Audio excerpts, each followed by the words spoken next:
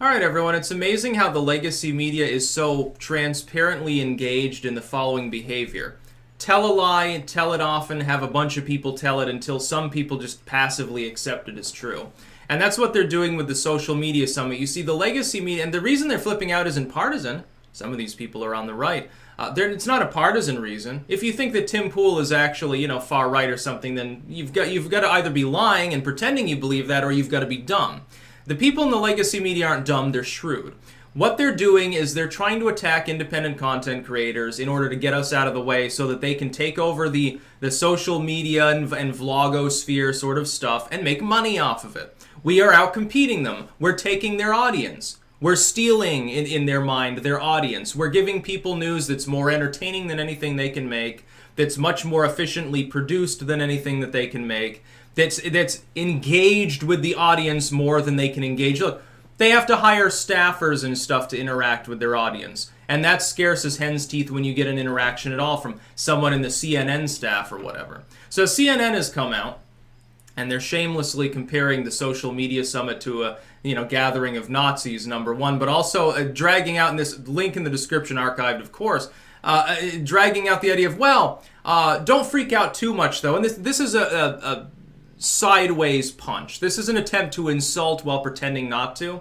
Very, very sly, but rather underhanded. Saying, oh, don't worry too much. Every administration occasionally hosts like dictators and unsavory people, so it's not that abnormal. It's like, you're comparing Bill Ottman and Mines and Tim Pool and Gorka and people. You're comparing them to Hitler, I guess. I guess that's the intonation, or Idi Amin, or something like that. Pol Pot. There is no comparison. It's like one of the, I think it was Vox, had their headline, Trump, cheers on Twitter trolls. The thing is, even the term trolling, these groups have struggled to wrap their heads around what that means. They seem to think that trolls are the same thing as paid shills that are politically motivated. No, trolls don't need to be paid. They're trolling you. They're trying to get a rise out of you. By the way, it's very easy to do that to the legacy media because the people of the legacy media, they tried to make the jump to the online world. They did it late and they did it inefficiently and they did it in an inept manner. And that's why they're hemorrhaging support. They're looking at TV and radio and newsprint dying right now and they're saying there's really only one communication structure left. The only communication structure of any worth is the internet. The internet has absorbed radio anyway. Radio in the terrestrial sense is an afterthought now. Nobody really gives a fucking goddamn about AM, FM radio, do you? Or even satellite radio for the most part. Yeah, there are a lot of people that listen to it, but I mean, its heyday is not in the fucking present. A lot of that ends up online too. The biggest shows that are on, Sirius or any of these other networks, the clips of it get put on YouTube and they get more views there. There's the reason that they'll have a podcast page for people, connect online.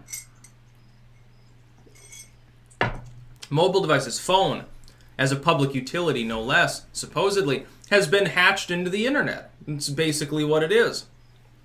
It's become part of it. It's the internet of everything, not just the internet of things. TV is basically meshed with the internet now. You don't get a TV and get standard cable and watch I'm going to watch. Nobody does that anymore. Newsprint, all of those newspapers, what are they? They're on online sort of tabloid page, and most of them are tabloids, gossip rags. It's the internet of everything. These groups are saying, it's much more efficient, we can do this. Why do you think they're all downsizing? They don't need as many staff anymore. They need to up their efficiency. They don't need their cushy corporate office. They can work from a trailer park if they want to. CNN could operate out of a trailer park. It wouldn't even be problematic. Why would it be? Is there any particular reason you couldn't? A group of YouTubers with any means at all could get together, buy a fucking trailer park, and form a news syndicate that could canvass the whole fucking world for maybe 1% of the cost of these big networks. You do realize we could do that, correct? Just in a loose confederation sense? It's perfectly, why not? You don't even need one central location. You just need a mailing office, basically. A mailing office so that your accountant and your lawyer can work together in the same building. It would cost a negligible amount per person if we were to set something like that up. We could be the next big thing doing that. By the way, someone get on that. Again, confederating together, a good idea. We could pool resources and audience and fight off these bastards much more easily. But the legacy media is sitting there saying, It's basically, this is the same as if Trump were to invite Kim Jong-un to the White House. It's funny to watch them at the same time. They're making the same mistake. They've been doing this for years, but this is just an illustration of it. The coverage of the social media summit comes in two forms from the legacy media. Dismissive material saying it's a joke, these people don't matter, ha ha ha, look at them, these are like, they're lowbrow, they're below us, they're not elite like us, they didn't go to journalism school. So, you know, bullshit like that. And even though, again, you've got political figures, you've got people who have extreme amounts of money there, and people who cater to hundreds of thousands, millions of people in their audience. So take your elitism and shove it up your ass, basically. Dismissive material, and then stuff that says, well, it's so evil. Look at all these Nazis. Trump invites extremists to the White House. Yes, right-wing extremist Nazis like Diamond and Silk and Bill Ottman. And it was funny. They were trying to smear Mines. I knew that the smears were coming for Mines as soon as I knew that Ottman was going there. They're going to attack Mines a lot more now. They're like, well, this network that once was just a haven for Nazis. They branched out now, but there's still a lot of Nazis there. It was pointed out the other day, I think it was a Tim Pool video, that if you look, the number of instances of hate speech on like Gab or something is significantly less than what you get on Twitter. And it is, because Twitter's got such a much larger user base. It's funny because I think Trump has referred to the idea of getting a presence on some of these alternative sites. Can you imagine if Trump makes a BitChute channel, how funny that would be?